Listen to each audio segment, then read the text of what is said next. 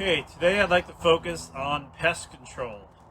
As with many issues with hydroponics, pest control on the surface can seem to be less challenging than soil growing due to the more sterile nature of the system.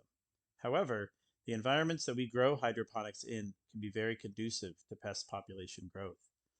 Also, the densities of hydroponics crops can lead to rapid growth of both insect and fungal pest infections. When discussing pest control, I would like to break it into two categories, fungal and insect. Here at the Central Oregon Veterans Ranch, we are growing lettuce as our hydroponic crop, and so I will be discussing this as our case study on these topics. Each crop you grow will have specific pest issues, and you should research these in advance to be ahead of the game and to know what to look for in your crop. Often, early warning signs will be subtle, but spotting outbreaks early can greatly reduce the damage, labor, and materials needed to control these issues. Thank you. Powdery mildew. Powdery mildew, or PM, is another common and troublesome fungal disease we see in greenhouses and indoor grow rooms. It is most common in the hottest parts of summer and can thrive in a large range of humidity. Even in the high desert, we still battle this fungus. It will first appear as small, white, dusty spots on older leaves, usually about the size of a pea. If left unchecked, it will spread rapidly through the crop and make leafy greens like lettuce unmarketable. Controlling this fungus requires frequent monitoring and, if detected, a consistent spray cycle of once or bi-weekly. Many of the bacterial-based organic fungicides are effective if used in this way. Serenade and Millstop are two that have been effective in my experience. I do not recommend copper fungicides on greens due to the color of the chemical on the leaf surface. Always refer to the harvest date after spraying and even add a day or two to that date. I also recommend washing all greens before harvest if you have sprayed them in the last few days. Root rot. Root rot is widespread in hydroponics and can be contributed to many factors. It is identified by brown, broken, and unhealthy looking roots. Lack of oxygen in your water being the main factor. Using multiple air stones in your reservoir and replacing them as they become less efficient is critical.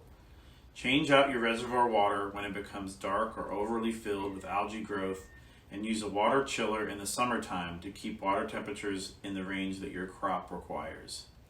Also, using a main pump that moves the total volume of water that your tank holds at least once a day will keep your water fresh and full of oxygen that your plant roots need to thrive.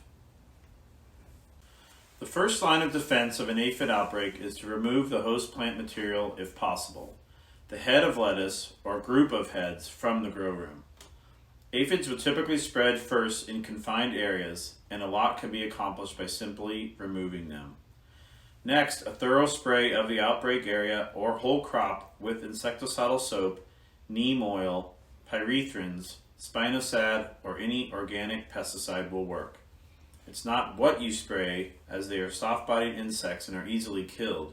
It's how you spray, top and bottom of leaves and all sides of the plant. You will need to repeat this process weekly or bi-weekly until the pests are removed. Nothing is worse than selling produce infested with aphids. You can lose customers or whole accounts if it is an ongoing issue. Washing is your last line of defense, but don't let it get to that point. Monitor and control insect populations as early as possible and be diligent in your spray cycles. Thrips. A newer pest for Central Oregon is thrips. These tiny worm-like insects are a rasping pest, and their damage can be identified by small sandpaper-like scratches in the leaf surface. Once damaged, the leaf surface is permanently damaged and will have a poor look to the lettuce through to market.